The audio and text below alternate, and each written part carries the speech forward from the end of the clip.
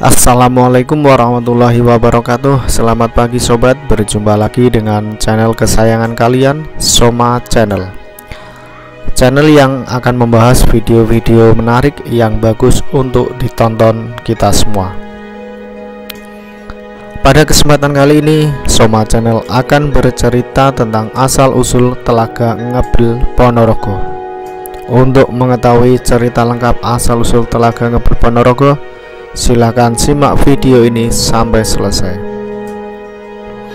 Tapi sebelum ke ceritanya, silahkan bantu kami untuk mengembangkan channel ini dengan cara klik tombol subscribe dan klik tombol loncengnya, supaya kalian orang yang pertama mendapatkan notifikasi jika ada video terbaru dari kami. Telaga Ngebel merupakan sebuah danau yang terletak di lereng Gunung Wilis, tepatnya di Kecamatan Ngebel, Kabupaten Ponorogo.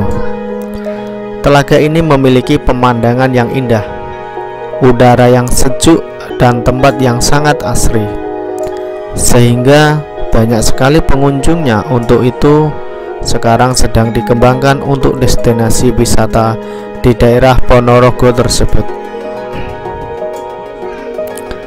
Menurut cerita yang berkembang di masyarakat, legenda Telaga Ngebel bermula dari sepasang suami istri yang memiliki anak seekor naga dan diberi nama Baruklinding. Mereka malu karena memiliki anak seekor naga dan memutuskan untuk meninggalkan desa kampungnya. Mereka mau mengungsi ke puncak gunung dan meminta kepada dewa agar mengembalikan wujud putranya menjadi sosok manusia yang sempurna. Sepasang suami istri ini berdoa siang dan malam, sehingga doa mereka pun didengar oleh para dewa. Namun ada syarat yang harus dipenuhi, yaitu Baruklinding harus melakukan pertapaan selama kurang lebih 300 tahun dengan cara melingkarkan tubuhnya di Gunung Wilis. Namun sayangnya tubuh Baruklinding kurang 1 jengkal untuk melingkari gunung tersebut. Untuk menutupi itu, Baruklinding menjulurkan lidahnya, sehingga lidahnya tadi menyentuh ujung ekornya.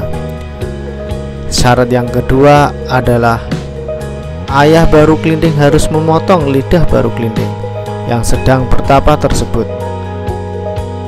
Baruklinding tidak menolak karena ia ingin menjadi manusia dan akan melakukan apapun agar keinginannya tercapai. Di saat waktu bertapa Baruklinding hampir selesai, di sebuah desa yang dekat dengan Gunung Wilis tadi, ada seorang kepala desa di kampung tersebut yang akan menikahkan anak perempuannya. Mereka akan mengadakan pesta besar-besaran.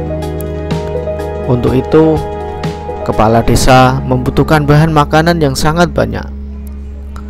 Para warga pun ikut membantu kepala desa tersebut untuk mencari bahan makanan yang ada di dalam hutan. Seharian penduduk mencari makan di dalam hutan, namun warga tidak menemukan hewan buruan satupun, sehingga warga ini pun kelelahan dan istirahat karena sudah seharian mencari hewan buruan. Salah seorang warga mengayunkan parangnya ke pohon yang tumbang, dan alangkah terkejutnya warga ketika melihat parangnya berlumuran darah. Mereka baru menyadari bahwa yang mereka tebas bukanlah pohon yang tumbang, melainkan tubuh ular naga, yaitu Baruklinding yang sedang bertapa. Warga langsung mengambil daging ular tersebut untuk dijadikan makanan saat pesta pernikahan nantinya. Dan akhirnya hari yang ditunggu pun sudah tiba, yaitu hari berakhirnya masa pertamaan Baruklinding, yang bertepatan pula di hari pernikahan putri dari kepala desa. Baru Klinting pun berubah menjadi seorang anak kecil. Namun, Baru Klinting mengalami kesusahan saat berbicara karena lidahnya dipotong sebagai syarat untuk menjadi manusia. Bukan hanya itu, tubuhnya juga penuh dengan bekas luka lantaran saat bertapa tubuhnya disayat-sayat untuk diambil dagingnya oleh warga setempat. Kemudian Baru Klinting berjalan menuju tempat diadakan pesta pernikahan itu.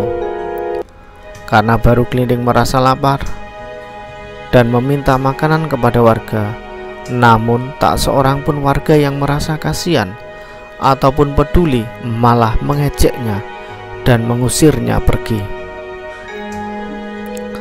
Melihat keadaan Baru Klinting, ada seorang wanita tua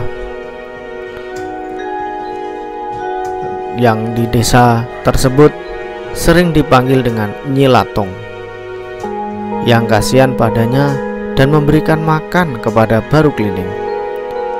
Baru Klinting memakan dengan lahap nasi yang diberikan Nyai Latung, tetapi Baru Klinting tidak mau memakan daging tersebut.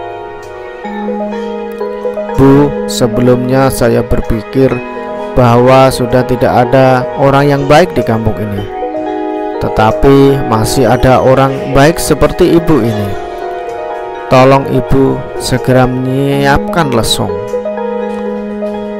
Jika ada sesuatu terjadi, mohon segera ibu naik ke lesung tersebut." Begitulah pesan Baru Klinting kepada Nyai Latung selesai makan. Nyai Latung pun menuruti ucapan Baru Klinting tanpa banyak pertanyaan. Kenapa? Lalu Baru Klinting kembali ke tempat pesta pernikahan dengan membawa sebatang lidi. Setelah sampai di tempat pesta pernikahan, Baru Klinting menancapkan lidi tersebut ke tanah di depan tempat pesta tersebut. "Hai semua warga, aku memiliki sekerat daging.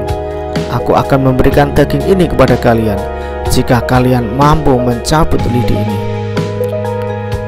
Tetapi jika kalian tidak mampu mencabut lidi, maka kalian harus memberikan semua daging yang kalian masak kepadaku." "Baiklah, jika hanya mencabut sebatang lidi saja, semua orang juga bisa," sahut salah seorang warga yang ada di situ. Warga satu persatu mulai mencoba lidi tersebut, namun tidak seorang pun yang mampu mencabutnya. Warga juga tidak mau memberikan daging yang mereka masak kepada Baru Klinting. "Lihatlah ketamakan kalian, wahai manusia. Lihatlah ketidakpedulian kalian kepada sesama, kepada manusia cacat sepertiku. Bahkan kalian tidak mau mengembalikan hakku. Ketahuilah, daging yang kalian masak itu adalah dagingku saat aku menjadi ular naga." Baru Klinting pun segera mencabut lidi tersebut.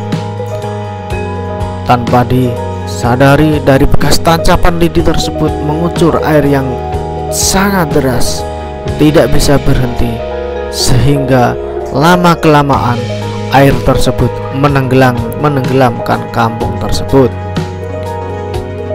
Genangan air tersebut berubah menjadi sebuah telaga, dan wanita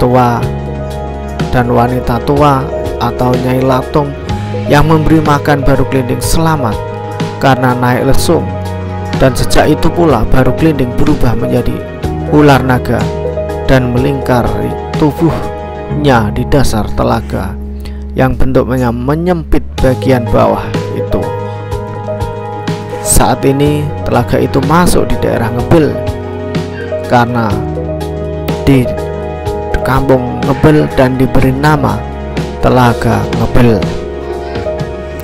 Sobat Soma Channel, demikian kisah asal-usul Telaga Ngebel Ponorogo. Saya yakin ada banyak versi dalam sebuah kisah atau dongeng. Untuk itu, jika sobat semua mempunyai versi atau pendapat lain, silahkan sampaikan pendapat kalian di kolom komentar secara bijak. Semoga dengan komentar kalian kita semua dapat mendapatkan pengetahuan yang baru. Terakhir, saya mohon maaf jika ada kesalahan dalam penyampaian dalam video ini. Kami ucapkan terima kasih yang sudah menonton video ini sampai selesai. Jangan lupa klik subscribe, like, dan share ke sosial media sobat semua. Assalamualaikum warahmatullahi wabarakatuh.